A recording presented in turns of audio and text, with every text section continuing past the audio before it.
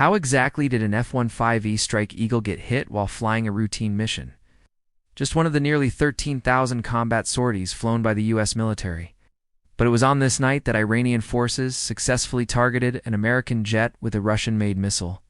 Yet there is one firm rule in the U.S. military that overrides everything else: nobody gets left behind. An A-10 Thunderbolt flew in to help, shredding an approaching Iranian convoy before they could reach the American pilot. But this aggressive move came with a serious price, because the A-10 was flying at such a low altitude. Iranian forces armed with thousands of man-portable air defense systems were able to launch a Chinese-made shoulder-fired missile. It found its mark, crippling the A-10's engine. But this single event triggered a massive chain reaction. When two rescue helicopters launched to recover the downed pilot, they flew straight into an ambush, taking heavy fire from a Soviet-era Zu-23 anti-aircraft gun. On April 3, 2026, the Zagros Mountains, Kermanshah province, near the Iran-Iraq border. This terrain is defined by jagged peaks and deep, narrow valleys. It is a tactical nightmare for pilots, but gives excellent terrain cover to hide from long-range radar. Also allows enemy forces to set up devastating short-range anti-aircraft ambushes. But how did the U.S. lose an F-15E Strike Eagle, an A-10 Warthog, nearly a combat search and rescue helicopter, and a Reaper drone, all in a single night? Here is how it started. At 2:15 hours, a flight of two F-15E Strike Eagles crosses the border at low altitude. A pilot and a weapons system officer are tasked with targeting a deeply buried command bunker. They use terrain-following radar to stay hidden in the valleys, flying beneath the reach of Iran's long-range Bavar 373 missile network. But what happens when they have to strike? To drop its GBU-28 bunker buster, the lead Strike Eagle has to pull up and climb above the mountains. This breaks the radar horizon. In a gorge below, a highly mobile surface-to-air missile system is waiting. It gets a lock, and two missiles leave the rails. The pilot dumps flares and pulls high G1 missile is spoofed. But could they dodge the second? The second missile detonates on proximity, causing catastrophic hydraulic failure. The crew ejects into the pitch-black mountains, and the Sandy Protocol is immediately activated. But this is the U.S. military, and they will move heaven and earth to recover a fallen combat crew. 2:45 hours, because the crash site is close to the border. 10 Thunderbolt I is operating nearby, are diverted for rescue escort. Down below, Iranian quick reaction forces are closing in on the downed airmen. The A-10 executes a low-level strafing run with its legendary 30mm Avenger cannon, neutralizing the convoy. But how did this aggressive move come at a cost? The noise and tracers give away its position as the A-10 banks hard, bleeding off airspeed. For context, Iran recently flooded the battlefield with Chinese shoulder-fired missiles, weapons that are essentially reverse-engineered copies of Russian manpads. An Iranian soldier fires an MZOD-2 infrared-guided missile. At that altitude, countermeasures deploy. It's too late. The missile tears through the right turbofan engine. But can the Warthog's legendary armor save it? Yes, the armor did protect the pilot from the missile's impact as it kept flying even with a damaged engine. Because of the armor, the pilot managed to point the dying jet toward a plateau and eject. But just how many crash sites are we dealing with? The F-15E went down deep inside southwestern Iran specifically. Local reports and confirmed wreckage photos place the crash site in the rugged mountainous terrain of the Kogaluya and Boyarama province. The A-10 Warthog did not go down over the Iranian mainland. After taking heavy damage during the search and rescue escort mission, the pilot managed to steer the crippled jet away from the mountains and towards safer airspace. The battle-damaged A-10 eventually came down in the southern waters of the Persian Gulf, specifically near the Strait of Hormuz. At 3:15 hours, a dedicated combat search and rescue package launches. These are highly trained units built specifically for this kind of mission.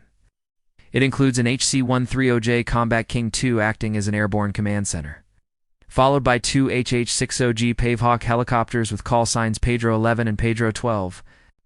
They fly low under the radar, topping off their fuel midair to maximize their time on station. But will they make it into hostile territory without being spotted? They push deep into the Zagros Mountains just as dawn begins to approach. For 45 hours. Pedro 11 locates the A-10 pilot's infrared strobe. Pedro 12 circles above. providing overwatch with its .50 caliber machine guns. Pedro 11 flares for landing, and the parascumin hit the ground to secure the pilot. Then it happens. A hidden Iranian Zu-23, a Soviet Tira anti-aircraft gun, opens fire from a concealed position. It is an ambush. Heavy armor-piercing rounds tear through Pedro 12 as it orbits, severing transmission lines and wounding the crew. The pilot wrestles the crippled helicopter into a hard, controlled crash landing near Pedro 11. The rescue mission has now become a fight for survival, and Pedro 11 is the only way out. Under heavy covering fire, the crew of the downed helicopter sprints to the surviving aircraft. But how did they stop the enemy fire? At 5:20 hours, the HC-130J overhead coordinates an immediate strike. Two F-35 stealth fighters loitering high above in stealth overwatch drop precision munitions, silencing the anti-aircraft gun. With the A-10 pilot, the parascumin, and the crashed helicopter's crew all crammed inside, Pedro 11 is maxed out on weight. But how do you fly an overloaded helicopter out of the Zagros Mountains? Here's how they did it. Pulling maximum power, engines screaming, they barely clear the tree line and dive back into the valleys, racing for the border. By 5:30 in the morning, Pedro 11 crosses back into Iraqi airspace. Battered, overloaded, but alive. As stated, no one gets left behind. The F-15E crew is still missing in action, requiring a massive JSOC raid the following night. Wait. An F-35 was also hit during one of its mission sorties. To properly break down this incident, you need to understand that there are two distinct types of missiles: radar-guided and heat-seeking. The F-35 was designed to be nearly invisible to long-range radar, but it was not built to completely hide from heat-seeking missiles. So how exactly did an Iranian missile manage to get past the stealth technology of the F-35? The answer lies in a key vulnerability: its heat signature. Its shape and radar-absorbent materials make its radar cross-section incredibly small, essentially making it invisible to traditional early warning and targeting radars. To give you some context, this is how a plane's radar signature compares to a bird's. But the F-35 is powered by a single Pratt & Whitney F-135 engine, one of the most powerful fighter engines in the world. The F-35 is heavily built to defeat radio frequency radar like the billion-dollar S-400 and S-300 missile systems. However, stealth does not mean completely invisible. This engine produces a massive heat plume. Instead of radar, modern air defense networks use infrared search and track systems. The answer is this: a short-range heat-seeking missile like this one. These passive sensors scan the skies for any heat source out of the ordinary. Because infrared search and track systems emit no energy of their own, the F-35's radar warning receivers would not alert the pilot that they were being tracked, not in the same way a radar lock would. How did the missile lock on, and how did the F-35 use evasive maneuvers? Once an infrared-guided missile is launched, the engagement becomes a race of physics and countermeasures. As the missile's IR seeker head locks onto the massive thermal output of the F-35's engine exhaust, for detection, the F-35 is fitted with a distributed aperture system, 6 infrared cameras placed around the aircraft providing a full 360 spherical view. The distributed aperture system picks up the intense heat signature of the incoming missile's rocket motor and instantly alerts the pilot. To break the lock, the pilot executes high-G evasive maneuvers while simultaneously deploying flares. If the missile follows the flares but is already within lethal range, its proximity fuse will trigger the warhead. The resulting shrapnel and shock wave can cause serious damage to the aircraft's control surfaces, stealth coating, or internal systems without scoring a direct catastrophic hit. This lines up perfectly with reports of the F-35 sustaining damage but safely executing an emergency landing. 8. But what are flares?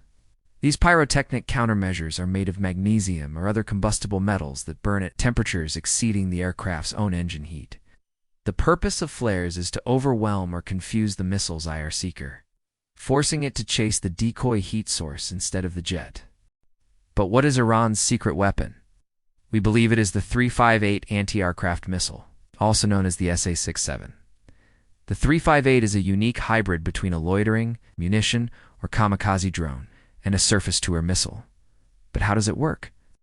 It flies at slower subsonic speeds and can loiter in a designated area in a figure-8 pattern, until its optical and infrared sensors detect a target. If a 358 missile, or a more advanced high-speed IRGC-guided surface-to-air missile was directed by a ground-based infrared search and track network. It could engage the F-35 entirely within the infrared spectrum, completely bypassing the jet's radar defenses. This challenges the long-held belief that fifth-generation fighters can operate with total freedom in contested airspace, highlighting the growing threat of infrared detection. Though it does have a limitation, it cannot hit fighter jets operating far from its launch system. Why does the U.S. rely on the F-15 as its ultimate bomb truck? Each F-15 is heavily loaded with JDAMs and small-diameter bombs. It can carry up to 19 JDAMs or 28 small-diameter weapons. While the B-2 South go after deep bunkers, the F-15s hunt mobile targets. Their AESA radars sweep the ground for ballistic missile launchers hiding in valleys. Working in pairs, they drop precision bombs on missile convoys, hangars, and secondary command nodes. Once they are Winchester, out of weapons, or low on fuel, they don't go home yet. They link up with tanker aircraft using a common launch tube that fits into almost any aircraft's existing fuel port. They pull back to the tanker tracks established in Phase 1, taking on thousands of pounds of jet fuel mid-air, before turning around for a second sortie. During Operation Epic Fury, the U.S. has been using F-35s to lead strikes and establish air superiority while hunting surface-to-air missile systems and suppressing air defenses. Although the U.S. has achieved near-total air superiority, the war is now entering its most dangerous phase. Here's the problem. Iran is still in the fight. If the U.S. owns the sky, why not just send in standard fighters? Because while Iran's main defense network is broken, isolated, surface-to-air batteries like the S-300 are still hiding in the shadows. For an F-15E Strike Eagle, the Air Force's go-to bomb truck, one lucky radar lock from a surviving missile system is a death sentence. And in a high-stakes conflict, losing a crew in a multi-million-dollar jet to a leftover battery is a risk the Pentagon simply will not accept. But how did the U.S. and Israel manage to use F-35s to strike Iran while Iranian air defenses were still active? To make this happen, they didn't just rely on local land bases. They brought two massive floating cities right to Iran's doorstep. Down in the Arabian Sea, the USS Abraham Lincoln Carrier Strike Group closing in from the south and east. And in the eastern Mediterranean, the biggest and newest ship, the USS Gerald R. Ford. While Israeli jets flew all the way across the Middle East to reach Iranian airspace, timing was absolutely critical. The moment those IDF jets reached their marks, the missiles were released.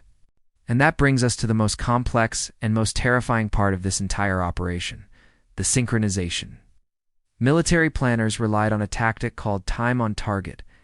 Look at this map. You have missiles launching from submarines, cruise missiles firing from escort ships, and massive payload drops from stealth bombers, all deploying from completely different locations at entirely different times. But here's the brilliance of it.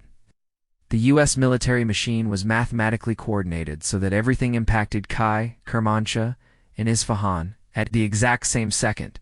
The Israeli jets dropped their guided bombs. It was designed to be a total systemic shock, everything exploding at once. A move intended to collapse the regime instantly. When those munitions finally hit, it was pure shock and awe. But why did Iran's air defenses fail to activate? To put it simply, the U.S. military operates in a completely different league. Using a highly advanced combination of electronic warfare and cyber operations coordinated from space all the way down to the ground, the coalition was able to inject false data directly into Iranian radar screens. Iran's top-tier air defense systems, including their homegrown Bavar and their Russian-supplied batteries, were completely overwhelmed by this electronic assault.